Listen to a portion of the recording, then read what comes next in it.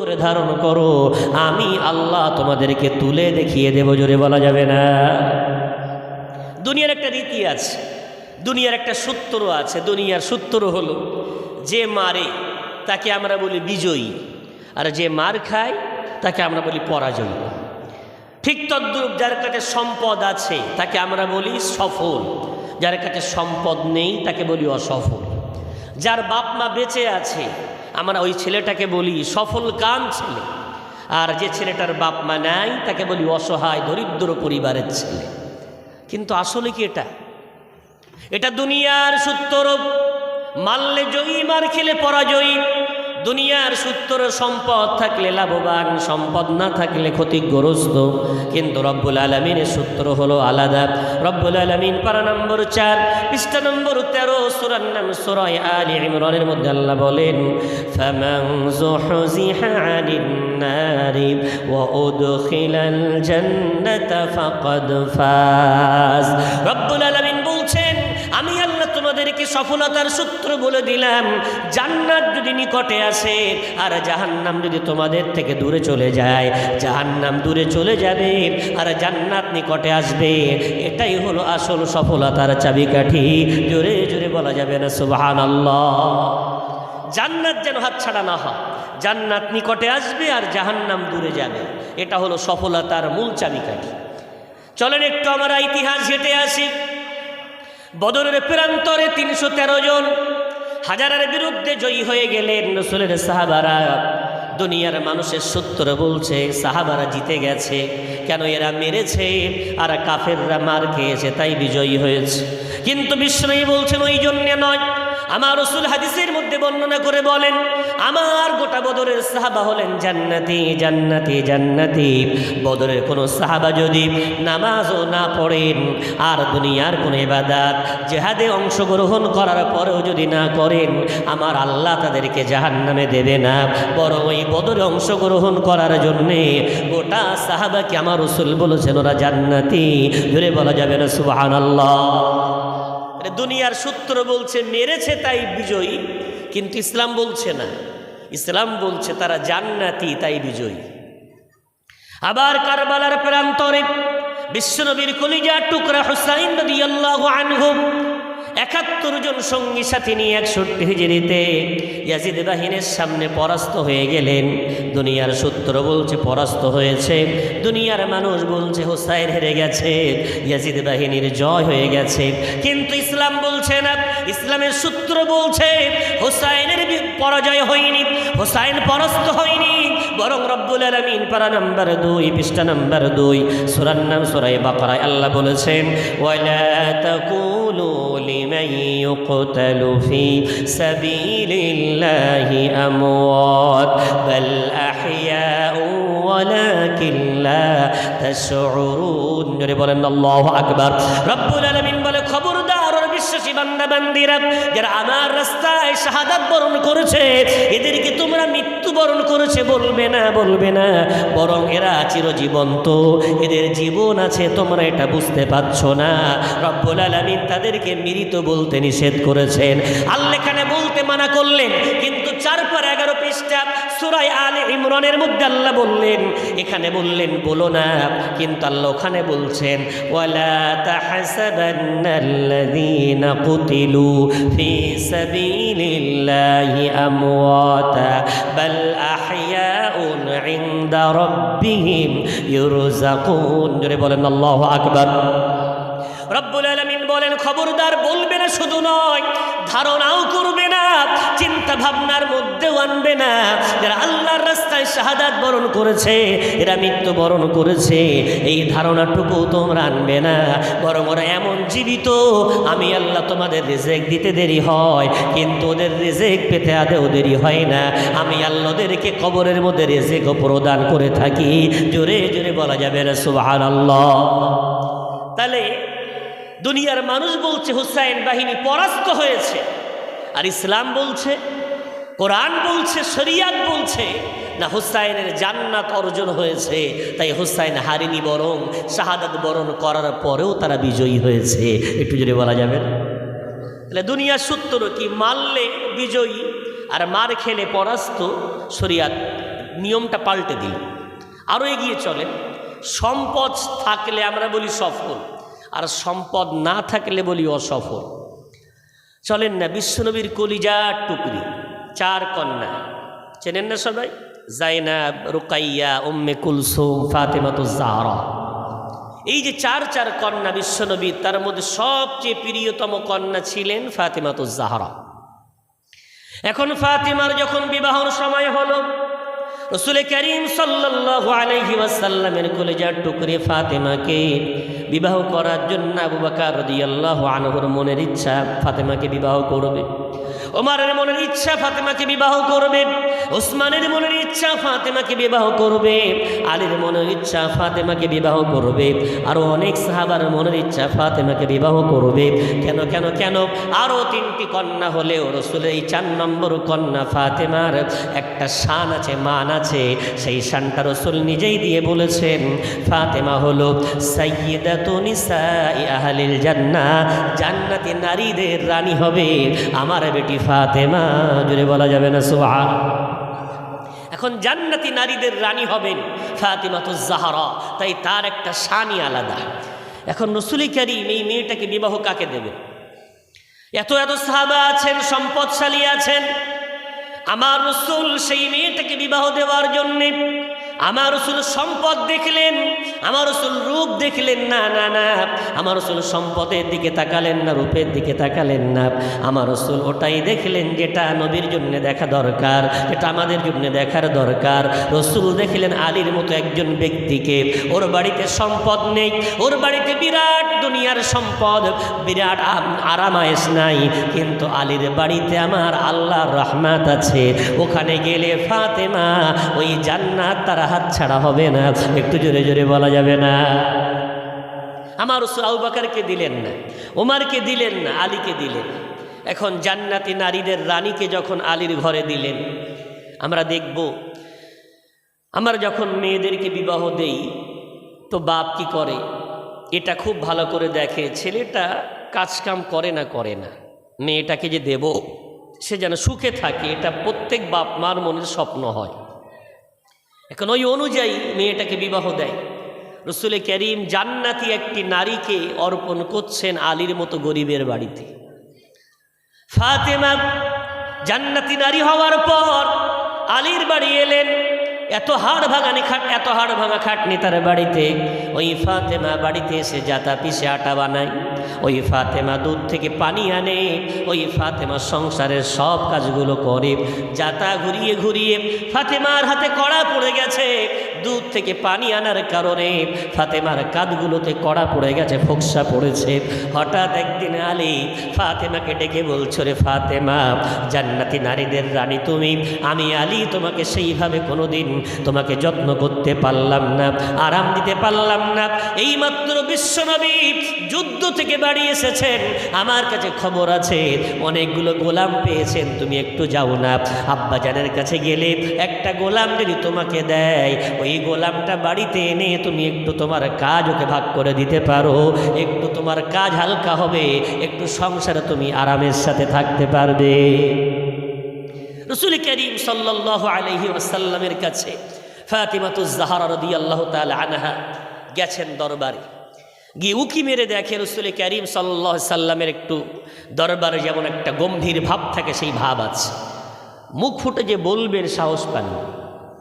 ফাতেমা শুধু উকি মেরে চলে এসেছেন, রাসূল করিমের চোখে ফাঁকি দিতে পারেনি। রাসূল করিম ফাতেমাকে দেখে ফেলেছেন। রাসূল করিম এত ভালোবাসতেন, যুদ্ধে গেলে যুদ্ধ থেকে ফিরে আগে ফাতেমার সাথে দেখা করতেন, যুদ্ধে যাওয়ার আগে ফাতেমাকে দেখা না করে যুদ্ধে যেতেন না। ওই রাসূল করিম দরবার থেকে উঠে সোজা ফাতেমার বাড়ি গেলেন, গিয়ে দেখে আলী এবং ফাতেমা একটা চাদরের মধ্যে পা ঢুকিয়ে বসে আছে। আমার রাসূল নিজে গিয়ে নিজের পা দুটো ওই চাদরের মধ্যে ঢুকিয়ে দিলেন। ফাতেমা বলছেন, আব্বাজানের পা আমার পায়ের সাথে লাগে, আব্বার পায়ের ঠান্ডাটা আমি ফাতেমা আমার হৃদয় অনুভব করতে পারছিলাম। একটু জোরে বলা যাবে না সুবহানাল্লাহ?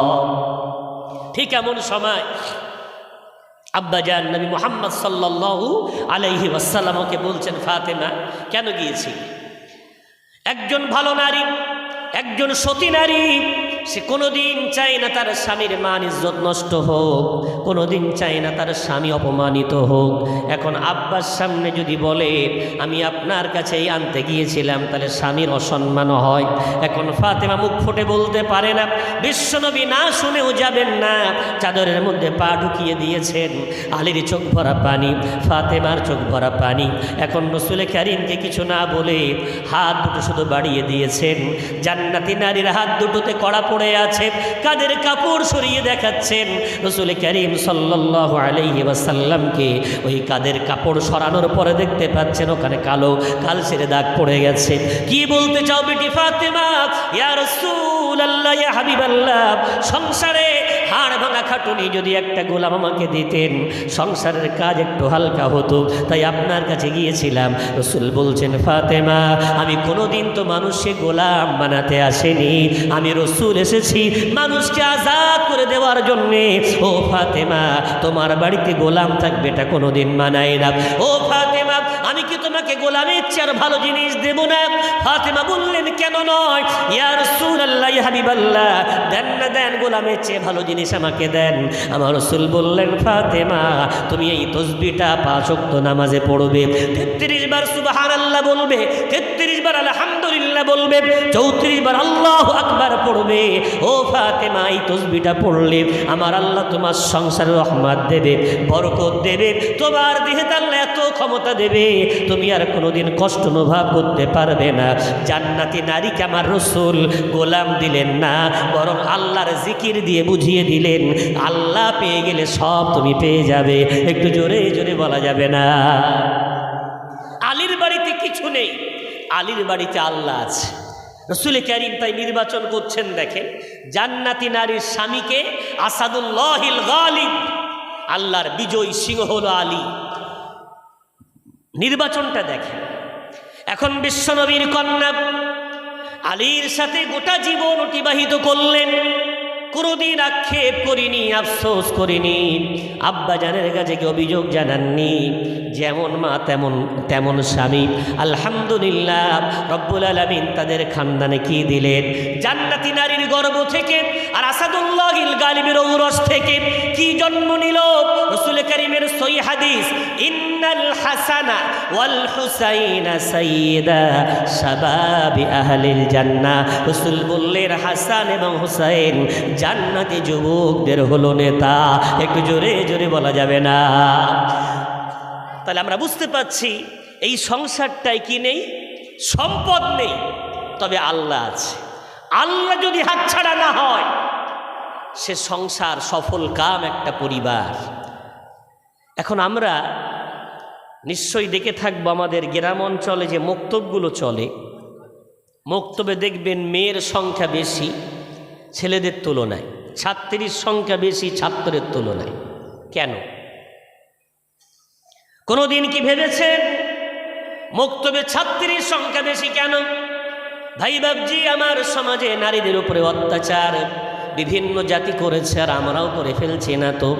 ভাই বাবজি, জিজ্ঞাসা করে দেখবেন। আমি খুব ভিতর থেকে খবর নিয়ে তাই আপনাদেরকে বলছি, ওই মেয়েরা এত বেশি মক্তবে যায় কেন? ওদের মাদেরকে জিজ্ঞাসা করবেন, বলে কিছু হোক না হোক ওর একটা খতম লাগবে, খতম, এটা খতম লাগে। কেন? ওকে যখন দেখতে আসে, দেখবেন দেখতে আসার সময় 3 ধরনের মানুষ আসে। ভাই আসে, বোনাই আসে, সঙ্গে কিছু বন্ধু আসে, ছেলেটাও আসে, দাদা আসে, নানা আসে, আবার একটা হুজুরও আসে। প্রথম দাদারা প্রশ্ন করবে, রান্না বাড়া পারো, পান টান সাজতে পারো, বিভিন্ন দুনিয়াবি প্রশ্ন, বুদ্ধির প্রশ্ন অনেক কিছু করে। এরপরে বোনাই ভাইরা জিজ্ঞাসা করে পড়াশুনো কতটা, এগুলো জিজ্ঞাসা করার পর এবার হুজুরকে বলে, হুজুর আপনি জিজ্ঞাসা করেন। এত সময় এরা সব করে নিয়েছে, এবার হুজুরের পালা। এবার হুজুর জিজ্ঞাসা করবে, হুজুর ফরজ কটা? এই প্রশ্ন দাদু তো করতে পারত, নানা তো করতে পারত, বোনাই তো করতে পারত, হুজুর নিয়ে যায় কেন? বলো তো বিষয়টা এমন, ওই মেয়েটা যদি দাদুকে দেখে বলে, দাদু ভাই আপনি বলেন তো হুজুর ফরজ কটা, দাদুর পায়জামা গরম হয়ে যাবে। হুজুর ভাড়া করে নিয়ে যায়। এবার হুজুর জিজ্ঞাসা করো, সূরা ফাতিহাটা একটু পড়ো তো।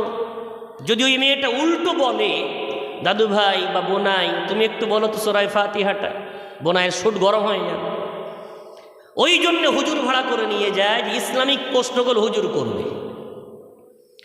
এই এলাকার যত আমার মক্তবের ছাত্রী বোন আছো, আমি তোমাদের ভাই হয়ে অনুরোধ করে যাব, তোমাদেরকে যদি কোনোদিন কোনো হুজুর বলে মা বলো তোমার কয় খতম, ও আমার বোনেরা তুমি উল্টো তোমার হুজুরটাকে জিজ্ঞাসা করে বলবে যার জন্যে দেখতে এসেছো তার কটা খতম, যার জন্য দেখতে এসছো তার কটা খতম। মক্তবে ছেলেদের সংখ্যা বাড়বে ইনশাআল্লাহ। যার জন্য দেখতে এসছো তার কটা খতম। ভাই আমার, হয়তো আপনি বিষয়টা নরমাল ভাবছেন, কিন্তু আমার জাতির উন্নতি ততক্ষণ পর্যন্ত হবে না যতক্ষণ না পর্যন্ত আমার জাতি এই বিষয়গুলো না ভাববে।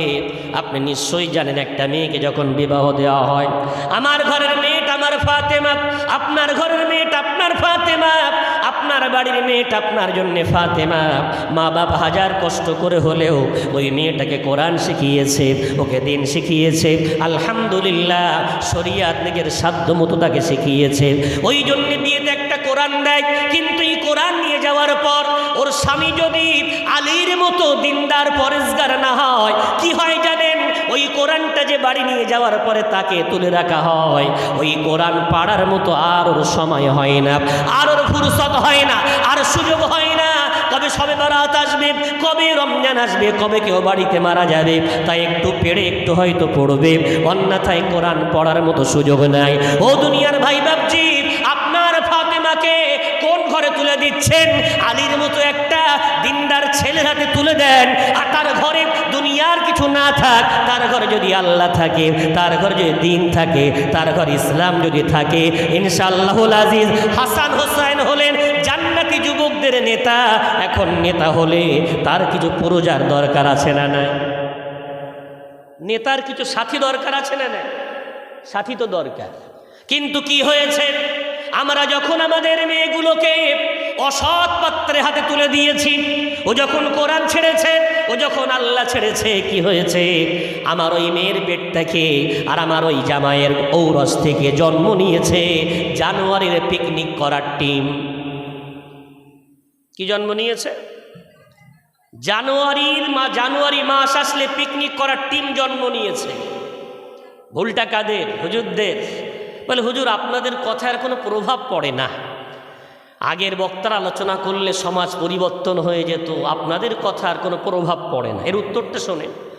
আলী রাদিয়াল্লাহু তাআলা যখন খলিফাতুল মুসলিমিন হয়েছে, উনি যখন কুফার গভর্নর, তো আলী রাদিয়াল্লাহু তাআলা আনহুকে ঠিক এই কথাটাই কুফার কিছু মানুষ আলীকে বলেছিলেন, আলী আপনার যুগে শুধু ফিতনার ফিতনা, চতুর্দিকে লড়াই হচ্ছে, যুদ্ধ বিগ্রহ হচ্ছে, আপনার যুগে কোনো শান্তি নেই মানুষের মধ্যে। ওই সময় আলী রাদিয়াল্লাহু আনহু বলেছিলেন, ওরে কুফার মুনাফিকেরা, কান খুলে শুনে নাও, আবু বকর সিদ্দিক রাদিয়াল্লাহু তাআলা আনহুর জামানায় শান্তি ছিল, ওমরের জামানায় শান্তি ছিল, উসমানের জামানার শুরুর দিকে শান্তি ছিল। কারণটা তাদের সাথী ছিলাম আমাদের মতো আসাদুল্লাহিল গালিব। একটু জোরে জোরে বলা যাবে না? তাদের যুগের সাথী ছিলাম আমাদের মতো আলী, আর আমার যুগের সাথী হলো তোমাদের মতো মুনাফিক। তাই আমার যুগে এত অশান্তি, আমার যুগে এত যুদ্ধ, এত বিগ্রহ। ও ভাই বাপজি ভুলে যাবেন না, পূর্বের যুগের মানুষ এত পরিবর্তন কেন হতো? পূর্বের যুগে দাদা হুজুরের জামানায়, পানিগো ভাবের সাহেব হুজুরের জামানায়, আমাদের আল্লাহ হুজুরের জামানায়, গলদা সুবি সাহেব হুজুরের জামানায় মানুষ এত পরিবর্তন কেন হতো? কারণটা সে যুগের বাপ মা হাজার অভাবী হলেও আলহামদুলিল্লাহ তার ঘরেতে দিন ছিল, তার ঘরে শরিয়াত ছিল, তার ঘরে পর্দা ছিল, তার ঘরে আল্লাহ ছিল। একটু জোরে জোরে বলা যাবে? একটু মাথা ঠান্ডা করে বালিশে মাথা দিয়ে ভাববেন, এখনকার সময়ের চেয়ে পূর্বের সময়ের অভাব বেশি ছিল না কম? উত্তর আসবে, পূর্বের অভাব বেশি ছিল বর্তমান সময়ের চেয়ে। এখন অত অভাব ছিল, পূর্বের অভাব বেশি ছিল। তখন বাপমার সন্তান বেশি হতো না কম হতো? আলহামদুলিল্লাহ, আল্লাহ শুকর। আপনি ক্যালকুলেট করে দেখবেন, প্রতিটি পরিবার এখান থেকে 30 বছর আগ, 40 বছর আগে, 50 বছর আগের বাপমা, তাদের কিন্তু ওয়ান পিস না, 4টে ছেলে তো 5টা মেয়ে, 5টা ছেলে তো 3টে মেয়ে, অর্থাৎ 8 পিস 9 পিস করে ছেলে মেয়ে, তাই না? 7-8 ভাই বোন, অভাব ছিল, সন্তান বেশি ছিল। আর বর্তমানে 1 পিস, বর্তমান কি 1 পিস, একটা ছেলে একটা মেয়ে। অভাব বেশি ছিল, সন্তান বেশি ছিল, এখন অভাব কম, সন্তান কম। কিন্তু দুর্ভাগ্যবশত আমরা এত শয়তানকে ভালোবেসে ফেলেছি। আমাদের সমাজের আজকে মুসলমান এত আমাদের বুদ্ধি বেশি, এত আমাদের মাথার মধ্যে শয়তান আমাদেরকে গ্রাস করে ফেলেছে। এখন ঘরে ঘরে মহিলা সমিতি আছে না নেই? বন্ধন আছে না নেই? লটারি আছে না নেই? সুদ আছে না নেই? হারামখুরি আছে না নেই? সে যুগে অভাব থাকলে আমাদের বাপ মা আমাদেরকে হারাম খাওয়ায়নি, আমাদেরকে অসৎ পয়সা আমাদের পেটে দেয়নি, আমাদেরকে হারাম অর্থ দিয়ে বড় করিনি। তাই দেরি হলেও এই যে মুখে দাড়ি, এই যে দেরি হলেও মাথায় যে টুপি, এই সেজদার জায়গাগুলো আপনার যে কালো হয়ে আছে, এগুলো কিন্তু অন্য কোনো জিনিসের কারণ নয়।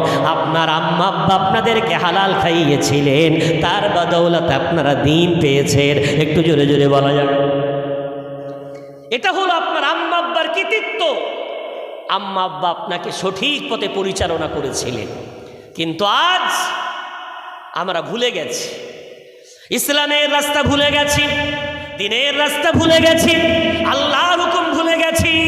এখন হারাম খাওয়াবো, আমার সমাজের বাচ্চাদেরকে লটারির টাকা খাওয়াবে, বন্ধনের টাকা খাওয়াবে, LICর টাকা খাওয়াবে, মহিলা সমিতির টাকা খাওয়াবে। ওই বাচ্চা মসজিদে যাবে কোনোদিন হতে পারে না।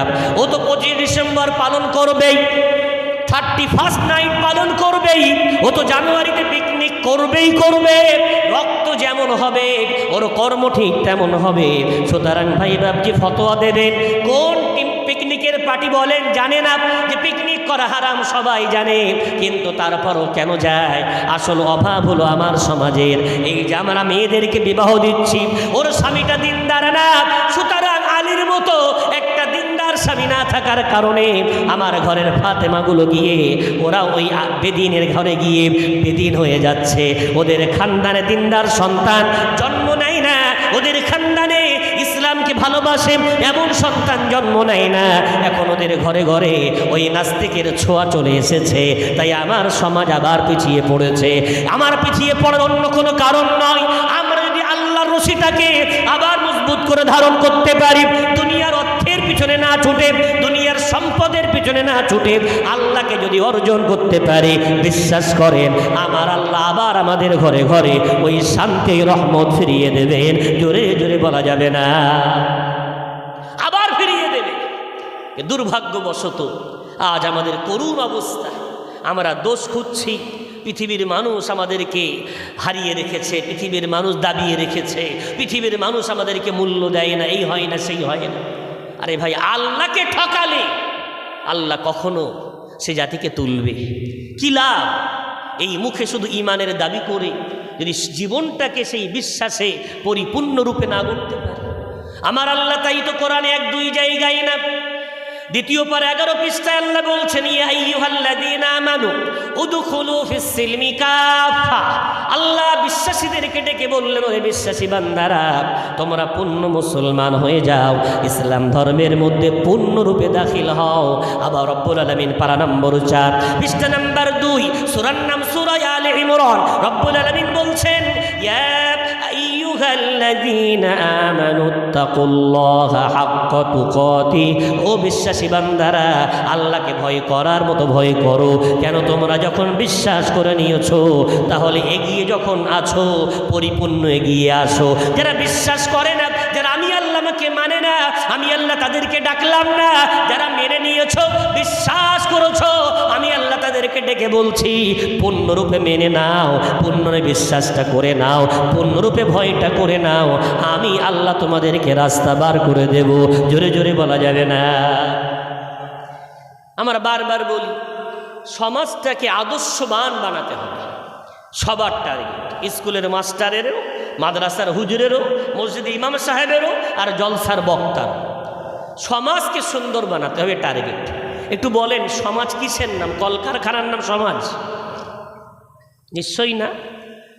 বিল্ডিং বালাখানার নাম সমাজ? নিশ্চয়ই না। পশু পাখির নাম সমাজ? নিশ্চয়ই না। সমাজ কাকে বলে? সমাজ বলে মানব দ্বারায় পরিচালিত জীবন ব্যবস্থার নাম সমাজ। কিসের দ্বারায়? মানবের দ্বারাই পরিচালিত জীবন ব্যবস্থার নাম সমাজ। তাহলে এই সমাজকে সুন্দর করবেন, তারা নিঃসন্দেহে সেই সমাজের যিনি সর্বসেরা তাকে মেনে চললে সমাজ সুন্দর হবে না হবে? এই সমাজের সর্বসেরাকে দুনিয়ার কারোর দ্বিমত নেই, যে ধর্মের মানুষ হোক না কেন সবাই এক বাক্যে মেনে নিয়েছেন সর্বযুগের সর্বসেরা কেউ যদি হন তিনি হলেন মুহাম্মদ আরবি সাল্লাল্লাহু আলাইহি ওয়াসাল্লাম। জোরে বলা যাবে না? ওই মানবের মধ্যে সর্বসেরা হলেন তিনি। রব্বুল আলামিন অঙ্গীকার করে কসম খেয়ে বলেছেন, পারা নম্বর 29 পৃষ্ঠা নম্বর 3 সূরার নাম সূরা কলম। রব্বুল আলামিন বলেছেন, ওয়া ইন্নাকা লাআলা খুলুকিন আযীম। ও নবী মুহাম্মদ, তুমি যে সর্বশ্রেষ্ঠ চরিত্রবান এ ব্যাপারে দুনিয়ার কোনো মানুষের সাক্ষী নয়, আমি আল্লাহ নিজে সাক্ষ্য দিয়ে বলছি তুমি হলে পৃথিবীর মধ্যে সর্বশ্রেষ্ঠ চরিত্রবান। একটু জোরে জোরে বলা যাবে না সুবহানাল্লাহ? এখন সেই রসুল পৃথিবীর বুকে সর্বসেরা হলেন কেমনভাবে? নিশ্চয়ই আদর্শ সমাজ গঠন করতে গেলে সেই রসুল করিম সাল্লাল্লাহু আলাইহি ওয়াসাল্লামের জীবন আদর্শকে আমাদেরকে বারবার পড়তে হবে। দুর্ভাগ্যবশত আজ আমরা মুসলমান রসুলের উম্মত বলে দাবি করি। আমি যদি প্রশ্ন করি, ভাই জীবনে কটা রসুলের জীবনী পড়েছেন? তো বল, হুজুর জীবনে তো রসুলের জীবনী পড়িনি। কার কার জীবনী পড়েছেন? হুজুর ওয়াইস করুনি রহমাতুল্লাহ জীবনী পড়েছি। জীবনী পড়েছি আমরা গরিবে নওয়াজ খাজা মঈনুদ্দিন চিশতি আজমিরি হুজুরের জীবনী পড়েছি, বড় পীর হুজুরের জীবনী পড়েছি। আলহামদুলিল্লাহ, অলিদের জীবনী পড়া অনেক ভালো, আউলিয়াদের জীবনী পড়া ভালো। কিন্তু একবার নিজের মনকে প্রশ্ন করলেন না, অলিদের জীবনী পড়লাম, আমার নবীর জীবনীটা একবার পড়তে ইচ্ছা হয়নি? বিশ্ব নবীর জীবনীকে একবার পড়ে দেখার ইচ্ছা হয়নি? ওই রসুল করিম সাল্লাল্লাহু আলাইহি ওয়াসাল্লামের জীবনী দুনিয়ার যত বই আছে সেদিকে এক পাল্লায় রাখেন, আর আম্মা জান আয়েশা রাদিয়াল্লাহু তাআলা আনহার এই কথাটা এক পাল্লায় রাখেন। সাহাবারা বললেন, আয়েশা একটু বলো না আমার রসুলের জীবনীর নামটা কি? আয়েশা বললেন, কানা খুলুকুহু আল কোরআন। রসুলের চরিত্রটাই হলো গোটা কোরআন। জোরে বলা যাবে না? রসুলের চরিত্রটাই হলো আল কোরআন। পৃথিবীতে এই নূর থেকে আমাদেরকে দূর করার জন্য রসুলকে যে পাগল বলা হতো, রসুল করিম সাল্লাল্লাহু আলাইহি ওয়াসাল্লামকে দেওয়ানা বলা হতো, রসুল করিমকে মজনুন বলা হতো, জাদুঘর বলা হতো, যত গালি দেয়া হয়েছে কারণ কি? মক্কাবাসী জানতো না? অবশ্যই জানতো। মূল কারণ ছিল মানুষ যেন ওই কোরআন না শোনে। কোরআন থেকে মানুষকে দূরে রাখার জন্য ষড়যন্ত্র, যত যুদ্ধ হয়েছে, যত পৃথিবীতে বারবার বারবার ষড়যন্ত্র হয়েছে, মুসলমানকে কোরআন হারা করার ষড়যন্ত্র বারবার হয়েছে। ও ভাই বাবজি আমার, সেই ষড়যন্ত্রে কখনো মুসলমান সফল, কখনো মুসলমান বিফল, কখনো বাতিল জিতেছে, কখনো মুসলমান জিতেছে। এভাবে চলতে চলতে এখান থেকে 30 বছর আগ পর্যন্ত আলহামদুলিল্লাহ আমাদের ঘরে মাগরিবের পরে যদি মুসলমানের কোনো বাড়ির পাশ দিয়ে যাওয়া হতো, ওই মুসলমানের ঘর থেকে কোরআনের তেলাওয়াত ভেসে আসতো। জোরে বলা যাবে না? এখান থেকে 30 বছর আগে মুসলমানের ঘরের পাশ দিয়ে গেলে কোরআনের তেলাওয়াত শোনা যেত। ফজরের পরে মুসলমানের ঘরের পাশ দিয়ে গেলে কোরআনের তেলাওয়াত ভেসে আসত। তাই ছোটবেলায় আমরা বড় হয়েছি এই কবিতা শুনতে শুনতে, না ছাড়বো না কোরআন, না ছাড়বো হিন্দুস্তান, না ছাড়বো না কোরআন, না ছাড়বো হিন্দুস্তান, জন্মভূমির ভালোবাসা আমাদের ঈমান। ছোটবেলায় কবিতা শুনতাম, এই ভারত ভূমিতে বেঁচে থাকবো, কিন্তু আমাদের মাথার মুকুটমণি হবে আল কোরআন। যদি বলা যাবে না সুবহানাল্লাহ? দুর্ভাগ্য, আজ সেই কোরআন নাস্তিকরা ষড়যন্ত্র করে মুসলমানের হাত থেকে কেড়ে নিয়েছে। এখন মুসলমানের ঘরে যাবেন সন্ধ্যাবেলায়, যে কোনো মুসলমান, হুজুর বলেন আর পীর সাহেব বলেন, ইমাম সাহেব বলেন আর মুক্তাদি বলেন, মুরিদ বলেন আর সাধারণ মানুষ বলেন, যার বাড়ি যাবেন সন্ধ্যাবেলায় গিয়ে দেখবেন ওর বাড়ি থেকে কোরআনের আওয়াজ নয়, বরং ওর বাড়ি থেকে এখন কার্টুনের আওয়াজ আসে। কিসের আওয়াজ? কার্টুনের আওয়াজ। হ্যাঁ, নাস্তিকরা পেরে গেছে, বাতিল শক্তি পেরে গেছে, মুসলমানের কাছ থেকে কোরআন কেড়ে নিয়ে ওদের হাতে মোবাইল ধরিয়ে দিয়েছে। এটা এত বড় একটা ক্যান্সার, এ যুগের তো ভয়াবহ একটা ফিতনা। এই ক্যান্সার থেকে কোনো পীর সাহেব বাদ যাচ্ছে না, ইমাম সাহেব বাদ যাচ্ছে না, মুক্তাদি বাদ যাচ্ছে না, কোনো দুনিয়ার কোনো সাধারণ মানুষ বাদ যাচ্ছে না।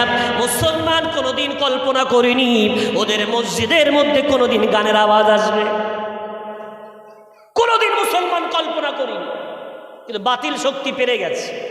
মুসলমানের মসজিদ এখন ঘন্টার আওয়াজ, বোঝা যাবে না মসজিদ না মন্দির। কি ব্যাপার? ইমাম সাহেব বলতে ভুলে গেছে, মোবাইলটা একটু বন্ধ করে নেন। বলতে যদি ভুলে যায় তো কতজনের যে পকেট থেকে বাজা শুরু হবে আল্লাহ ভালো জানে। মাহফিলে এখন গান, মসজিদের মধ্যে গান, ঘরের মধ্যে এখন গান। আহারে, কোরআনের পরিষ্কার দলিল, পারা নম্বর 21, পৃষ্ঠা নম্বর 10, সূরার নাম সূরা লোকমান। রব্বুল আলামিন তার স্পষ্ট ভাষায় কোরআনের মধ্যে বললেন, ওয়ামিনান নাসি মান ইয়াশতারি লাহওয়াল হাদিসি লিয়ুদিল্লা আন সাবিলিল্লাহ। দুনিয়ার মধ্যে যারা যারা যারা লাহওয়াল হাদিস ক্রয় করবে আল্লাহর রাস্তা থেকে বান্দাদেরকে দূরে সরানোর জন্য, এগুলো সব হারাম হারাম হারাম, এগুলো সব শয়তানের ষড়যন্ত্র। জোরে বলি একটু নাউযুবিল্লাহ। এই লাহওয়াল হাদিস মুফাসসিরিনগণ এক বাক্যে, কারোর দ্বিমত নেই পৃথিবীতে, সব মুফাসসিরিনের একমত, লাহওয়াল হাদিস মানে গান বাজনা। গানও বাজনাও, গজলে বাজনা ঢুকিয়ে দিয়েছে, বলছি গজল শুনছে, গজল শুনছে বাজনা। আল্লাহ মজুরে ফতো আমিনিয়া খুলে দেখে নেন, গানের সুরে গজল বলাচ্ছে, ওই গানটা শোনেন। সেই যখন হারাম করছেন তো ভালোভাবে হারামটা করা হোক। ভাই বাবজি আমার, দুঃখের সাথে বলতে হয় আজকে মুসলমানকে সেই কোরআন হারা করার ষড়যন্ত্র চালিয়ে এখন বাড়ি 4 জন যদি সদস্য হয়, বাড়িতে 4টে এখন মোবাইল আছে। বাপের একটা মোবাইল, মায়ের একটা মোবাইল, ছেলের একটা মোবাইল, মেয়ের একটা মোবাইল। এখন ঘরে ঘরে 4 জন সদস্য 4টে মোবাইল। এখন মোবাইল যাই করুক তাই করুক, মোবাইল তৈরি হওয়ার কারণ ছিল দুনিয়ার কারোর সাথে সম্পর্ক যেন গড়া যায়, কানেক্ট হবে, সম্পর্ক মজবুত হবে, তাই মোবাইল তৈরি হয়েছে। ছেলেটা দুবাইয়ে থাকে, কুয়েতে থাকে, সৌদিতে থাকে, বোম্বে থাকে, মোবাইলে কি সুন্দর দেখা যাচ্ছে, তাই মোবাইল। আরও অনেক ফিতনা, কিন্তু কানেক্ট, এটা হলো মূল টার্গেট। এটা গাড়ির যেমন মূল টার্গেট হয় গাড়ি তৈরি করার, তার বাহন যে তাতে চড়ে বসবে তাকে যেন অন্য জায়গায় নিয়ে যেতে পারে, সেটা সাইকেল হোক, বাইক হোক, 4 চাকা হোক, এটা হলো মূল উদ্দেশ্য। বাকি যা অপশান আছে আছে। এখন আল্লাহ যদি কিয়ামতে আমাকে আপনাকে বলে, বান্দা দুনিয়ার সবার সাথে তো সম্পর্ক গড়লে, তো আমার সাথে কথা বলতে একটু ইচ্ছা হয়নি? কি উত্তরটা সেদিন আপনি দেবেন, আমি দেব? আল্লাহর কাছে কি করে বলবো, গো আল্লাহ, না তোমার সাথে কথা বলতে ইচ্ছা হয়নি? তো বলা যাবে না। নিশ্চয়ই আপনি বলবো, আল্লাহ কথা বলতে তো অবশ্যই ইচ্ছা হয়েছিল। আল্লাহ যদি বলে, বান্দা ইচ্ছা যদি হয়ে থাকে কেন কথা বলুনি? ওই দিন আল্লাহ বলবে, বান্দা দুনিয়ার নেতার নম্বর তো তোমার মোবাইলে সেভ ছিল, দুনিয়ার বড় বড় শক্তিশালী সম্পদশালীর সাথে তুমি কত সম্পর্ক জুড়ে রেখেছিলে। ওরে বান্দা বলো না, বলো ওই মোবাইলটার দাম 5,000, 10,000, 20,000, 30,000। তুমি সেই মোবাইল কিনে দুনিয়ার শক্তিশালীদের সাথে, সম্পদশালীদের সাথে তুমি সম্পর্ক গড়লে, কিন্তু বান্দা তোমার কি মনে হয়নি আমার কোরআনটা যদি তুমি একটা ক্রয় করতে, ওই কোরআনটা শুধু কোরআন নয়, কোরআনটা হলো কালামুল্লাহ। ওই কোরআন যদি তুমি রাত দিন তেলাওয়াত করতে, দুনিয়ার কারোর সাথে নয়, আসমানের মালিক, জমিনের মালিক, কায়নাতের মালিক আমি আল্লাহ, আমার সাথে তোমার কথা হতো। একটু জোরে বলা যাবে? আমি আপনি একটু মারা যায়, আমার দাদুর দল, ভাইয়ের দল, মসজিদে বলে না বিশেষ ঘোষণা, শুনতে পান না? তার মানে কি খবর ভালো না খারাপ? খবর খারাপ। বিশেষ ঘোষণা মানে এবার বলবে অমুকের বেটা অমুক ইন্তেকাল করেছেন, ইন্না লিল্লাহি ওয়া ইন্না ইলাইহি রাজিউন। একটু পরেই জোহর বাদ তার জানাজার নামাজ হবে। ভাই বাবজি, এখন আপনি আমি মারা গেছে, আত্মীয়রা সব আসছে, ছেলে আসছে, মেয়ে আসছে, বন্ধু আসছে, এসে ঘরের মধ্যে বলছে না আব্বার খাট, আব্বার ঘড়ি, আব্বার মোবাইল, আব্বার চার্জার, আব্বার বাইক।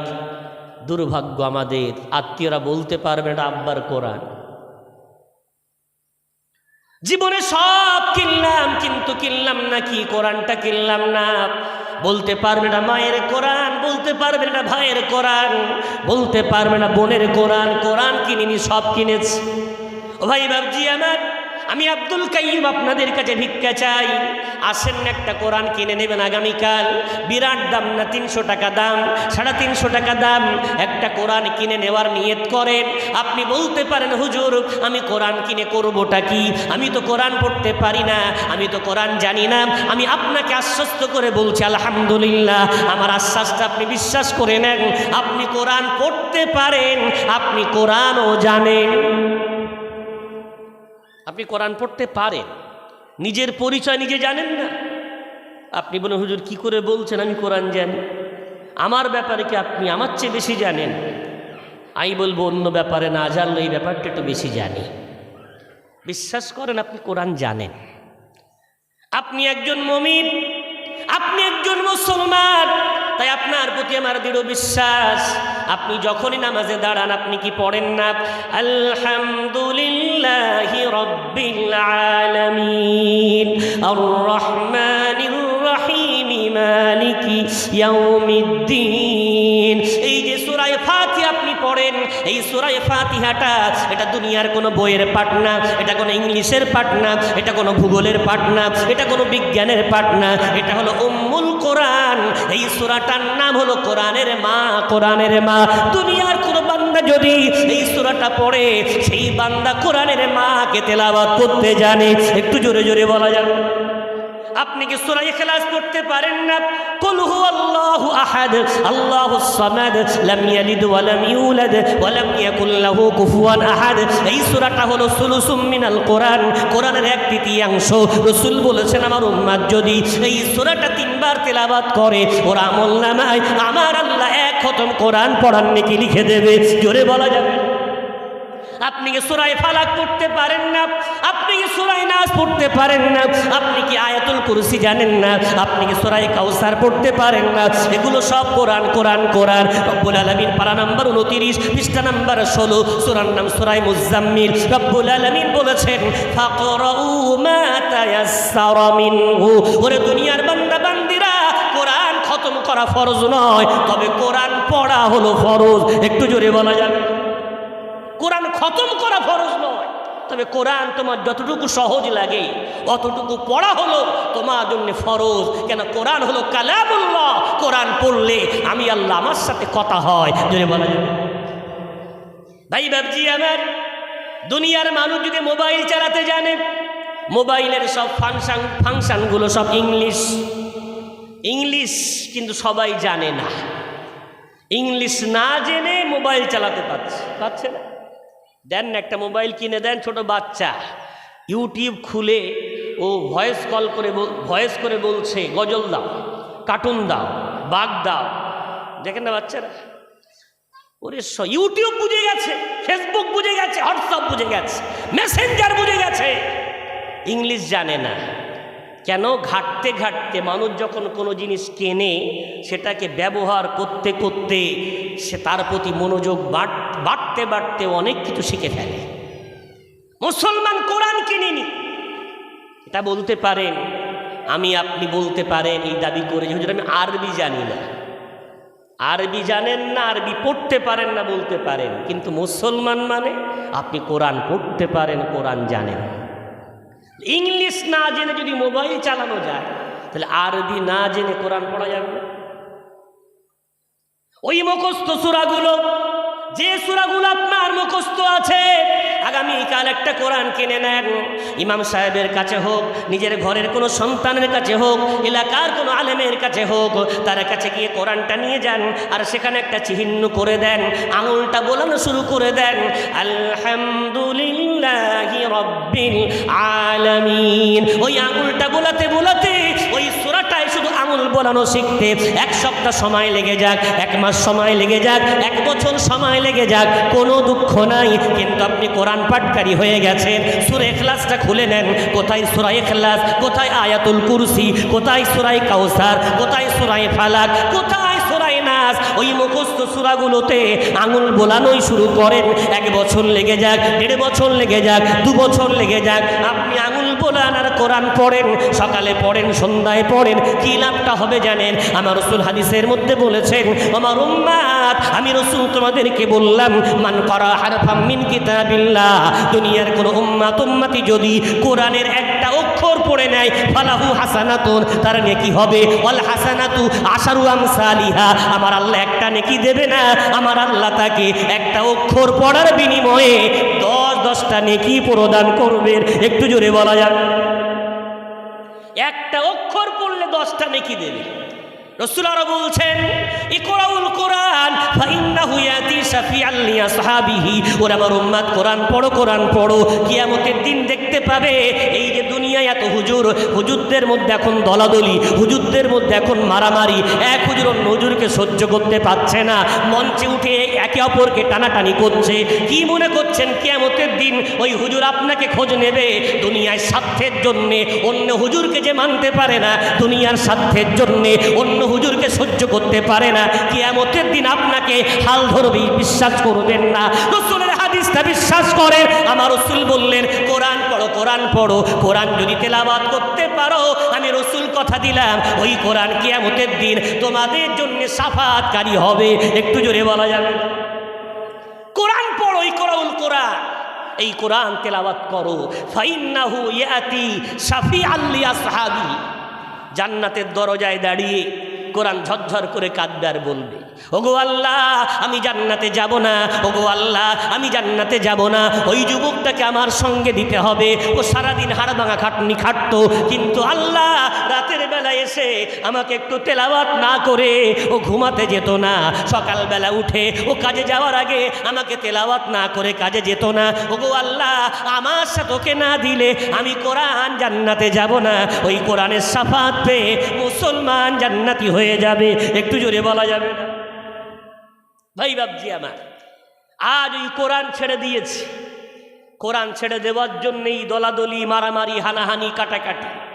এক যুবক কিছুদিন আগে আমার কাছে একটা ভিডিও লাইভ পাঠিয়েছে কুয়েত থেকে। যুবকটা বলছে, বর্তমান পৃথিবীতে 60% মুসলমান, তাদের ইসলাম নিয়ে কোনো মাথা ব্যথা নেই, ইসলাম নিয়ে কোনো মাথা ব্যথা নেই। 60% দাবি করছে ওর কথাটা, অর্থাৎ শতকরায় 60 জন। বলছে মুসলমান এখন মনে করেছে উপার্জন করো, খাও, আনন্দ করো, ফুর্তি করো, এটাই হলো জীবন, পরকাল বলে আর কিচ্ছু নেই বলে বলছে। এত সময় ঠিক ছিল বলে এবার বলছে এর জন্য ওলামারা দায়ী। কি বলছে? এর জন্য ওলামারা দায়ী। যেই বলেছে তো আমার যেন পিঠে একটা চাবুকের বাড়ি মারার মতো কথাটা বাড়ি মেরেছে। কি বলতে চাই শুনতে হবে, আমি লাইভটা দেখতে আছি। এবার বলছে, একটা যুবক বিদেশে আছে মানে কত কষ্ট নিশ্চয়ই জানেন। খাওয়ার টাইমে খাওয়া নাই, ঘুমের টাইমে ঘুম নাই। 25 তলার উপরে, 50 তলার উপরে কেউ প্লাস্টার করে, কেউ পাইপলাইনে কাজ করে, কেউ রং করে, কেউ পুট্টি করে, কেউ হয়তো বিভিন্ন সরঞ্জাম তোলা নামা করে, বিভিন্ন কাজের সাথে যুক্ত। ওই যুবকটা আজান শুনেছে, আল্লাহু আকবার, আল্লাহু আকবার। আজান এখন সব মসজিদে একই রকম। ওই আজানটা শুনে ওই যুবকটা দৌড়ে তাড়াতাড়ি করে উজু করে নামাজ পড়তে যাবে।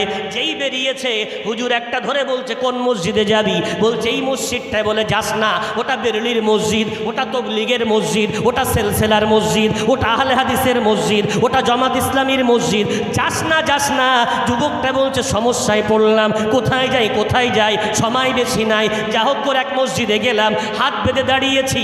সালাম ফেরানোর সাথে সাথে হুজুর আমার গপাত করে হাত ধরে বলছে নাবির তলায় হাত বাঁধা বেদাত। আর এক মসজিদে গেলাম, বুকের উপরে বাঁধলাম, ও বলছে বুকের উপরে হাত বাঁধা বেদাত। আর এক মসজিদে গেলাম, বুকের উপরে পেটের উপরে বাঁধলাম, ও বলছে পেটের উপরে বাঁধা বেদাত। আর এক মসজিদে গেলাম, আস্তে আমিন বললাম, বলে আমিন আস্তে বলা বেদাত। আর এক মসজিদে গেলাম, বলে আমিন জোরে বলা বেদাত।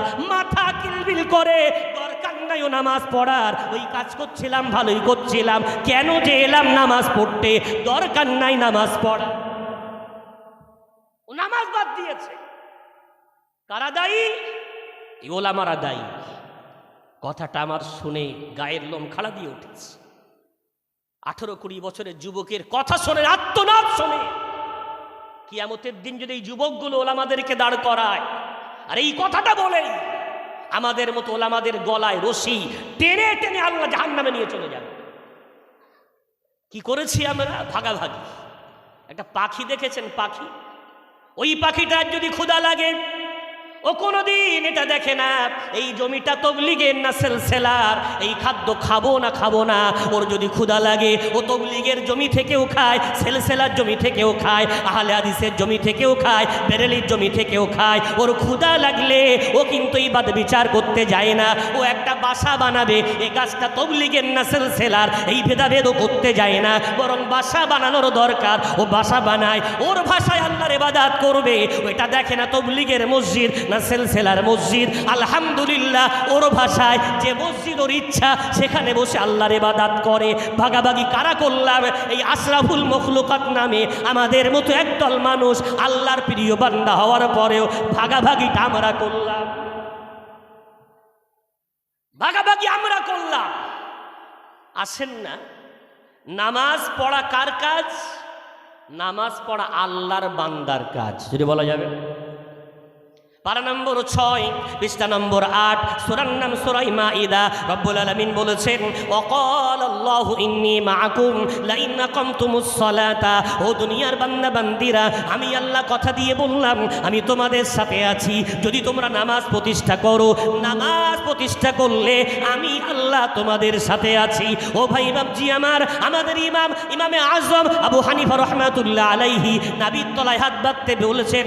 আমি হাতটা বাঁধি, আমার পাশে কেউ যদি বুকের উপরে হাত বাঁধে, আমি নাভির তলায় হাত বাঁধাটা ওকে চাপাতে যাব না। ওর হাত বাঁধাটা ও যেন আমাকে চাপাতে না যায়। ও ভাই, তুমি বুকের উপরে হাত বেঁধেছো, তোমার কাছে সহি রিওয়ায়াত আছে।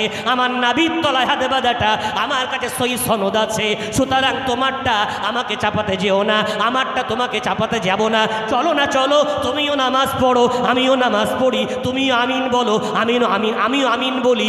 আমিন বলাটাই তো বরকতের। তুমি জোরে বলছো, আমি আসতে বলছি যখন, ইনশাল্লাহ কেউ বঞ্চিত হব না। ওই জান্নাতের মধ্যে তোমার সাথে আমার সাথে ইনশাল্লাহ আবার দেখা হবে। একটু জোরে বলা যায়।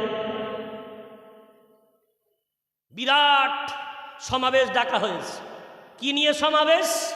না, আখিরি জোহর যারা পড়ে না তাদের বিরুদ্ধে সমাবেশ।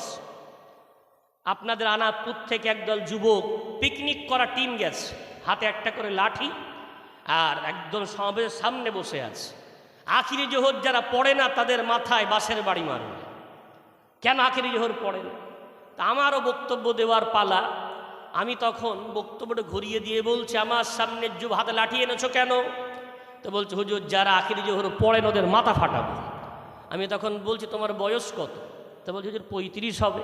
তোমার? বলে 32। এই 32 বছরে জীবনে কদিন আখিরি জোহর পড়েছো? যেটা আমি জীবনে আখিরি জোহর পড়ি না। জুমার নামাজ এখন ক রাকাত? 2 রাকাত না? জুমার নামাজ ক রাকাত হয়েছে মসজিদে? হ্যাঁ, 2টো দল তো আমার এলাকায়। তাবলীগের আখিরি জোহর পড়ে না 18 রাকাত, আর আমরা আখিরি জোহর পড়ি 22 রাকাত। তাহলে তুমি তাবলীগ হলে 18 রাকাত পড়বে, আর সেলসেলা হলে 22 রাকাত পড়বে। তুমিও 2 রাকাত পড়ে দৌড়াচ্ছ, আমিও 2 রাকাত পড়ে দৌড়াচ্ছি। তাবলীগও না, সেলসেলাও না, তাহলে একটা দল আছে শয়তানের দল, তাই না? তো মাথা ফাটাবে বলে লাঠি নিয়ে বসে আছে, অথচ 32 বছরে একদিন আখিরি জোহর পড়িনি। চায়ের দোকানে দুজনের কলার ধরে রেখেছে। কি ব্যাপার, মারতে যাবে কি? দুজনাই শক্তিশালী। কি নিয়ে লড়ছে? বলে তারাবি 8 রাকাত না 20 রাকাত। তাই বলছি ভাই দাঁড়াও, লড়াই পরে করো। তুমি ক রাকাত বলছো? 8 রাকাত। সহিহ হাদিস, বুখারী মুসলিম। ওরে সর্বনাশ! ও বলছে 20 রাকাত। দাদা হুজুর বলেছেন, আল্লামা হুজুর বলেছেন, এলাকার মুফতিরা সব ফতোয়া দিয়েছে। আমি বলছি তোমার বয়স কত? তো বলছে 35। তোমার 32। এই 32 বছরে কদিন তুমি তারাবির নামাজ পড়ো? বলে প্রথম তারাবি আর 27 তারাবি। কি পড়ে? প্রথম তারাবি আর 27 তারাবি। লড়ছে কি নিয়ে? 8 রাকাত না 20 রাকাত নিয়ে। ওরে ভাই এসো না, আমি 20 রাকাত পড়ি রমজানের মাস, ওখানে নামাজ পড়া কোনো গোনার কাজ না। যত নামাজ পড়বে তত সওয়াব, রহমত নাজিল হয়, বরকত নাজিল হয়, গোনা মাফ হয়, জান্নাতের দরজা খোলা থাকে, জাহান্নামের দরজা বন্ধ হয়। আমাকে বাধা দিতে যেও না, আমি 20 রাকাত পড়ি। তুমি 8 রাকাত যদি তোমার মনে হয় রাসূলের হাদিস থেকে তুমি পেয়েছো, ওটা তো তাহাজ্জুদের হাদিস। এখন তোমার যদি মনে হয় ওটাই হলো তোমার জন্য সালাতুল লাইল, ওটাই হলো তোমার জন্য তারাবি, তাহলে তুমিও পড়ো না 8 রাকাত। দেখা যাবে দুজনাই মসজিদে আছে, এর 8টায় শুরু হয়েছে, 9:30 শেষ হচ্ছে, ওর 8টায় শুরু হয়েছে, 9টায় শেষ হচ্ছে। 8 ঘন্টা পিছ হয়ে যাবে, কিন্তু সমাজে ঝামেলা হবে না, দ্বন্দ্ব হবে না। এসো না, তুমিও নামাজটা পড়ো, আমিও নামাজটা পড়ি, ঝামেলা বাদ দাও, জান্নাতে ইনশাল্লাহ দেখা হয়ে যাবে। একটু জোরে বলা যাবে? কিন্তু আমরা তা করব না, কোরআন বাদ দিয়েছি। এই কোরআন বাদ দেওয়ার জন্যে, আল্লাহর রশি ছেড়ে দেওয়ার জন্য আজ আমাদের মধ্যে এত ভেদাভেদ, এত রকমের রং, এত রকমের দল। আসেন না ভাই, যেগুলো মৌলিক আমরা সেগুলো ঠিক করি। জানেন, দুঃখের কথা, আপনার চোখে পানি এসে যাবে। আমার একদল দাদু আছেন, বাবু আছেন, চাচাজি আছেন, দোষটা তাদের না, আমাদের মতো একদল বক্তার। নামাজ পড়ছে 20 বছর, নামাজ পড়ছে 25 বছর, সেজদা দিয়ে কপাল কালো হয়ে গেছে, এখন আত্তাহিয়াত পড়তে পারে না, এখনো দুআয়ে মাসুরা জানে না, এখনো দুআয়ে কুনুত পড়তে পারে না, এখনো ভালো করে সানাটাও পড়তে জানে না। ও ভাই বাবজি আমার, এত এখানে হাত বাঁধবো না ওখানে হাত বাঁধবো, এসো না হাতটা তুমি আবু হানিফা থেকে রাসূল কারীম সাল্লাল্লাহু আলাইহি ওয়াসাল্লামকে সবাই চিনিয়ে গেছেন। আপনি ধর্মতলায় যাবেন, কেউ রাস্তা দিয়ে যেতে চায়, কেউ পায়ে হেঁটে যেতে চায়, কেউ পড়ে যেতে চায়, কেউ উড়ে যেতে চায়। ও ভাই তুমি যেভাবে যাও না, যাও, তুমি রাসূল কারীমকে ফলো করো না, ইমাম শাফিকে তুমি ফলো করছো, আমি আবু হানিফাকে ফলো করছি। রাসূলের সুন্নাত যদি মেনে থাকো তুমি করতে থাকো, বাদ দিও না, বাদ দেওয়াটাই হলো খারাপ। তুমি তোমারটা মানো, আমি আমারটা মানি। এসো না ইমানদার, আমরা ভাই ভাই হয়ে যায়। এসো না ঐক্যতার বাঁধনে আবার আবদ্ধ হয়ে যায়। পৃথিবীর আজকে মুসলমান লাঞ্ছিত, অপমানিত, ঘৃণিত, পৃথিবীর বুকে আজকে মাথা নিচু করে বসবাস করছে। বিভিন্ন ধর্মের সমস্ত পূজারীরা, অনেক দেবদেবীর পূজারীরা আমাদেরকে নষ্ট করার জন্যে ওরা এক প্ল্যাটফর্মে দাঁড়িয়ে আছে, অথচ এক আল্লাহকে মানার পরেও আমরা এখনো এক হতে পারলাম না, শুধু দ্বন্দ্ব। আবার আমরা ফতোয়া দেবাল গীবাতু আসাদ্দু মিনাজ জিনা, গীবত করা জেনার চেয়ে ভয়াবহ ব্যাপার। আরে গীবত বলে কাকে? গীবত বলে কারোর মধ্যে কোনো অন্যায় আছে, সেটাকে তার পিঠ পিছনে বলার নাম হলো গীবাত।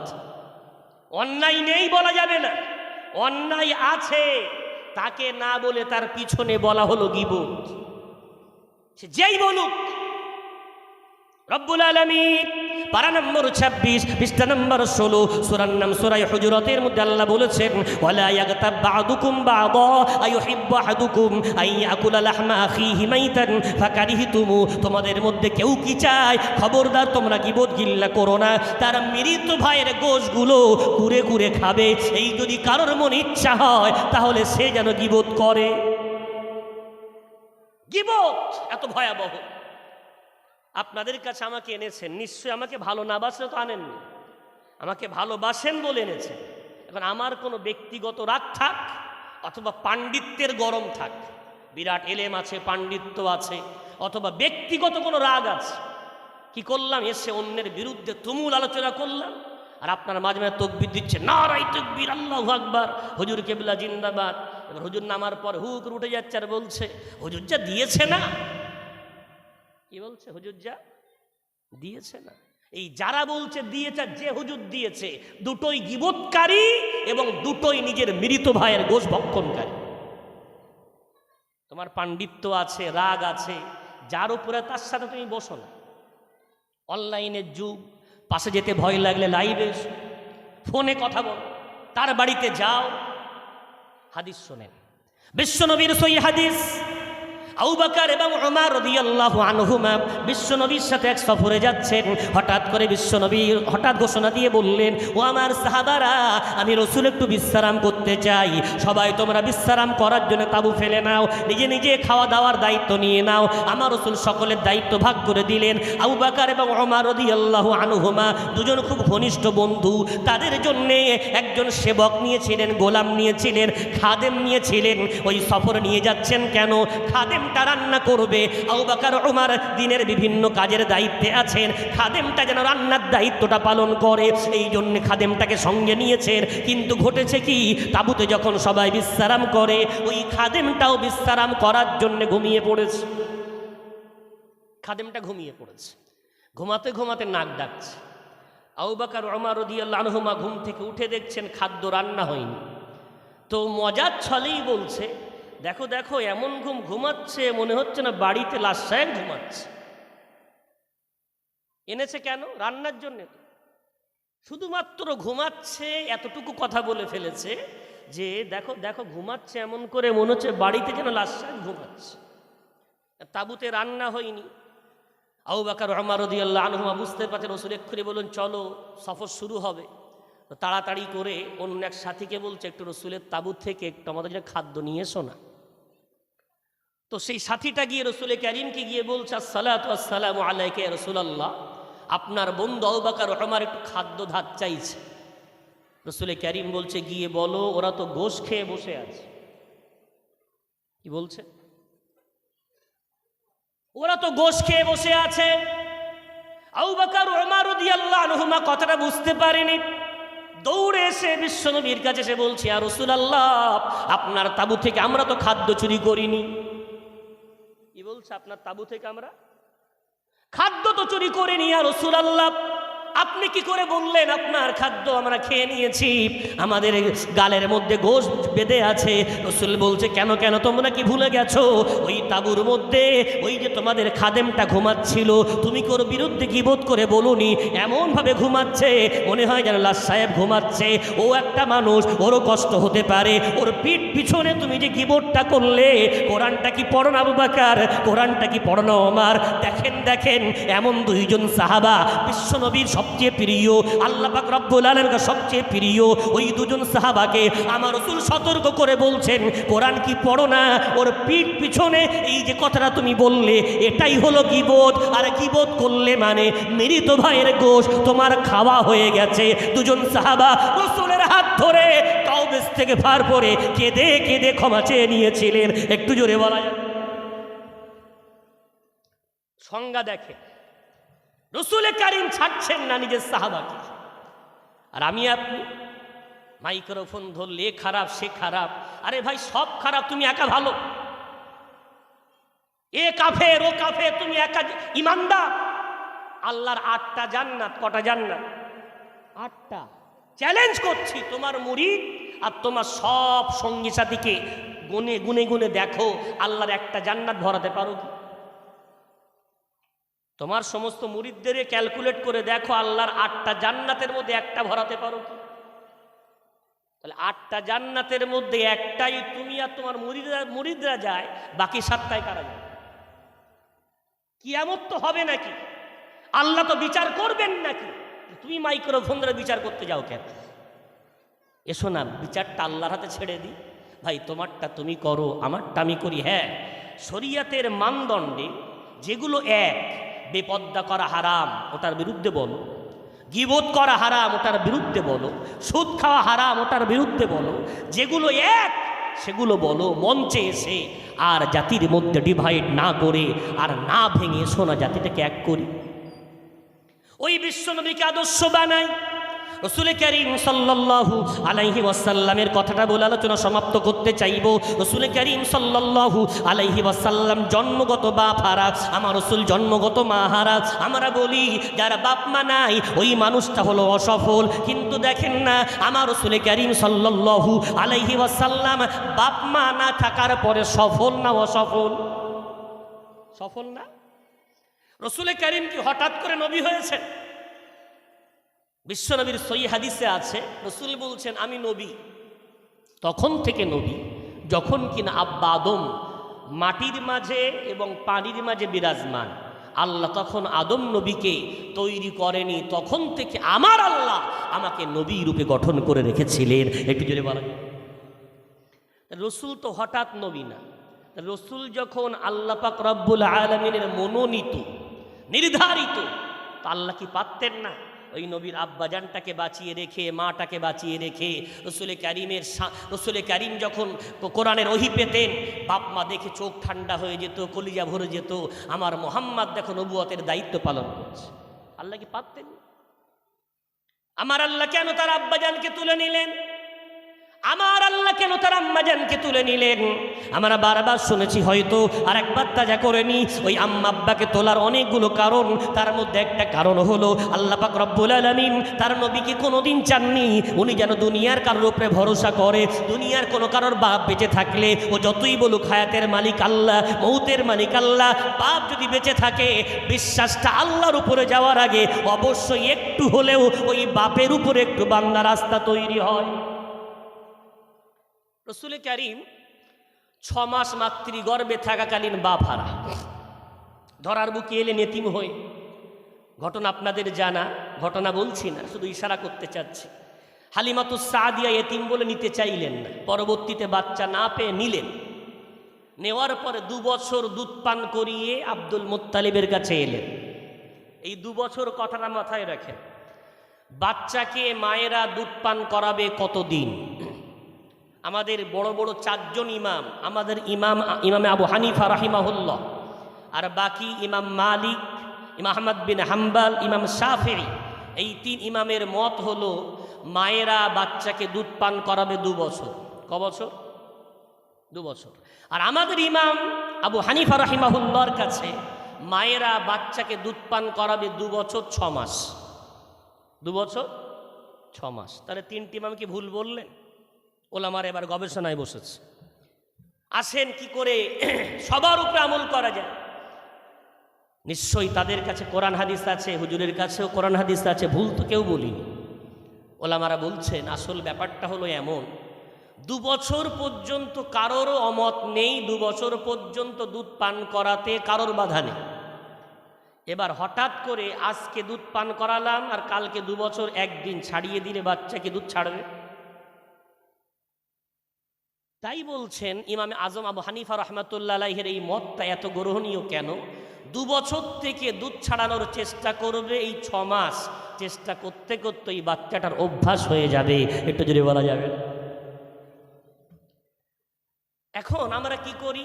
আমাদের মায়েরা মশলা না জানার কারণে 2.5 বছর পর্যন্ত নির্বিধিধায় পান করে, আর তারপরে দুধ ছাড়াতে ছাড়াতে 3 বছরও হয়, 3 বছর 1-2 মাস হয়ে যায় আমার চোখে দেখা। 6 মাস 1 দিন, 6 মাসের পরে একটা দিন যদি এই বাচ্চাকে দুধ পান করার, দুধ নটা রক্ত, ওটা হলো হারাম, কঠিন হারাম। কোনো মা তার বাচ্চাকে 6 মাসের পরে একটা দিন আর দুধ পান করাতে পারবে না। কেন? 4 জন ইমামের মধ্যে কারোর আর ও ব্যাপারে কোনো ফতোয়া নেই।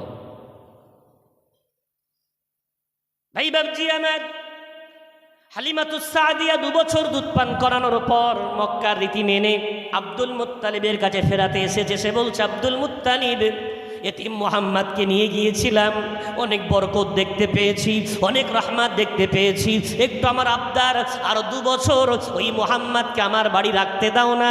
আমি হালিমাতুস সাদিয়া ওই মুহাম্মদকে আরো 2 বছর লালন পালন করতে চাই। একটু জোরে বলা যাবে? আব্দুল মুত্তালিব দেখছেন বিরাট পুরস্কার তো দিতে পারবো না, তাই হালিমার আবদার মেনে নিয়ে আরো 2 বছর সুযোগ দিলেন। হালিমা 4 বছর বিশ্বনবীকে দুধ পান করালেন, এই লালন পালন করলেন, 2 বছর দুধ পান করালেন, আরও 2 বছর বাড়িতে রেখে আল্লাহর রহমত বরকত পেলেন। এইমাত্র আম্মাজান আমিনার কাছে রসুল করিমকে দিয়ে গেছে। রসুলের বয়স 5 বছর। আল্লাহর কি শান ছিল, বাপ হারা সন্তানটা এখনো মায়ের ভালোবাসা সেইভাবে পায়নি, আমার আল্লাহ সেই মাটাকেও তুলে নিলেন। কেন? ও মুহাম্মদ, দুনিয়ার অন্য কওমের অন্য সন্তানদের মতো তুমি বড় হবে না। মক্কার কোনো বাচ্চা তোমার গায়ে ধুলা দেবে, মক্কার কোনো বাচ্চা তোমার কানটা ধরে টানবে। দুনিয়ার বাচ্চারা কি করে, কেউ যদি গায়ে কানটা ধরে টান দেয়, কেউ যদি ধুলা দেয়, কেউ যদি গালি দেয়, কেউ যদি ওকে মারে, ও গরম দেখায়, বাড়ির সামনে দিয়ে যাবি না, আব্বাকে ডেকে আনবো, আম্মাকে ডেকে আনবো। ও মুহাম্মদ, তুমি কাকে ডাকবে গো? ও মুহাম্মদ, তুমি আম্মা খুঁজে পাচ্ছ না, তুমি আব্বা খুঁজে পাচ্ছ না। ও মুহাম্মদ, তুমি দুনিয়ার কাউকে তোমার দুঃখের কথা বলবে না, তোমার দুঃখের কথা আমি আল্লাহ আমাকে তুমি জানিয়ে দিও। একটু জোরে বলা যাবে? ও মুহাম্মদ, তুমি বান্দার উপরে আস্থাশীল হবে না, স্রষ্টার উপরে আস্থা রাখো। রাসূল কারীমের বয়স 8 বছর হল। আব্দুল মুত্তালিব দাদাকে আল্লাহ তুলে নিলেন। কেন? 8 বছরের বাচ্চাদের বংশের গরম থাকে, খানদানের গরম থাকে। কথায় কথায় বলে, দেখবি আমার কওমকে ডেকে আনবো, আমার খানদানকে ডেকে আনবো। ও মুহাম্মদ, তোমার মধ্যে যেন ওই বংশের গরম না থাকে, ওই দাদা আব্দুল মুত্তালিবের যেন গরম না থাকে। কেন? আব্দুল মুত্তালিব সর্বজনীন প্রিয় নেতা, মক্কার মোতাবল্লি, তাকে তুলে নিলাম যাতে করে ওই দাদার গরম তুমি দেখাতে না পারো। রাসূল কারীম হাদিসের মধ্যে বললেন, মান তাওয়াদা লিল্লাহ রাফাআহুল্লাহ। দুনিয়ার কোনো বান্দা যদি আল্লাহর সামনে মাথা নত করে দেয়, আল্লাহ তাকে তুলবেন, এ দায়িত্ব আল্লাহ নিয়েছেন। একটু জোরে বলা যাবে না? আল্লাহ কোরআনে বলেছেন, 2 পারা 7 পৃষ্ঠা সূরা বাকারা, উজিবু দাওয়াতাদ দা ইজা দাআন। দুনিয়ার কোনো বান্দা যদি আমাকে ডাক দেয়, আমি আল্লাহ তৎক্ষণাৎ তার ডাকে সাড়া দেই। যে বলা যাবে?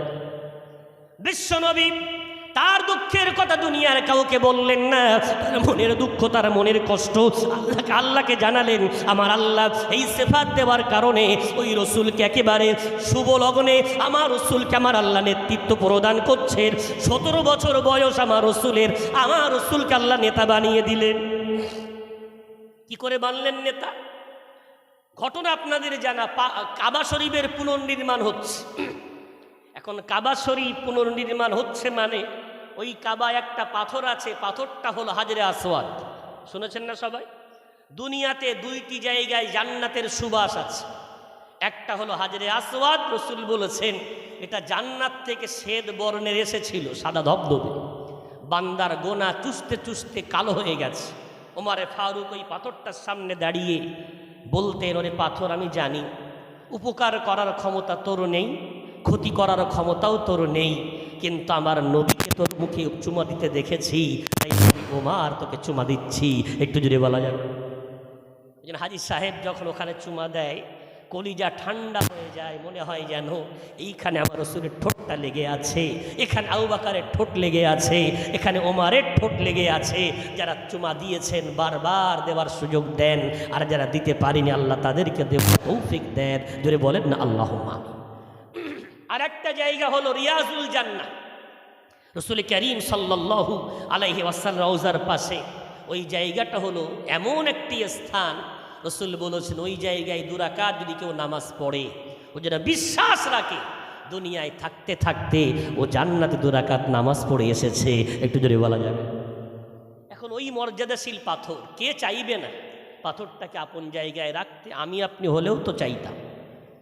এখন মক্কার মানুষ তারা শক্তিশালী বীর কওম, তারা এখনকার মতো মুনাফিক জাতি না। এখন তো হিম্মতের লড়াই, কার কাছে বোম আছে, কার কাছে পিস্তল আছে, কার কাছে দামি দামি বন্দুক আছে।